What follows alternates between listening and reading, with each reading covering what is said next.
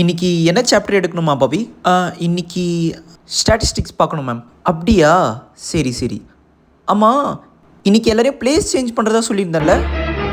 ஐயோயோ, டே யுகேஷா, ஏன்னா நம்ம பிளேஸ்லாம் சேஞ்ச் பண்ணுறோம்லடா. அட கூறு கட்டவனே, நம்ம ஆல்ரெடி பிளேஸ் சேஞ்ச் பண்ணி தான்டா இருக்கிறோம். அதையே அவன் இன்னும் கண்டுபிடிக்காம இருக்கிறா.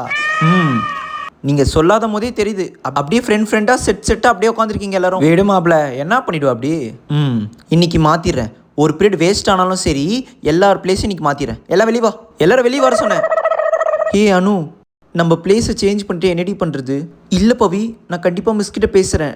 நம்ம ஒன்றாவே உட்காரலாம். சப்போஸ் மிஸ் பிளேஸ் சேஞ்ச் பண்ணிட்டாங்கன்னா பயமாக இருக்குது. அப்படி மட்டும் நடந்துச்சுன்னா நாளைக்கு கண்டிப்பாக எங்கள் அம்மாவை கூட்டிகிட்டு வந்துடுவேன். பிரச்சனையும் பண்ணுவேண்டி. நான் உன் கூட தான் உட்காருவேன் பாரு. டே நவீன், நீ அந்த செகண்ட் பெஞ்சில் போய் உட்காரு. சரண், நீ வந்து அந்த தேர்ட் பெஞ்ச் கார்னரில் போய் உட்காரு. கிளாஸில் குதிச்சு வரும் நான் நரி. எப்படி இருக்கிற? இந்த எறும்பு மட்டும் திருந்தது. தமிழ்நாட்டிலே வளர்ச்சி இல்லாமல் அவ்வளோ பேர் கஷ்டப்படுறாங்க. ஆனால் உன் வாழை மட்டும் அப்படியே வளர்ந்துக்கினே போதே. டீ, என் வாழை தொடாதன்னு தான் சொல்லிட்டு இருக்கேன் மேம். ஐயோ, மேமை கூப்பிட்டாலே இந்த நரி.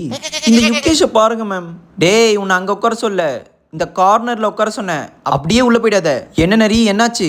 இந்த யுகேஷ் எப்போ பாரு என் வாழை ஏதாவது பண்ணி டிஸ்டர்ப் பண்ணிகிட்டே இருக்கான் மேம். யுகேஷா? எங்கே இருக்கா அந்த மாடு? மா, அவன் ரொம்ப பிஸியாக இருக்கான் மேம்.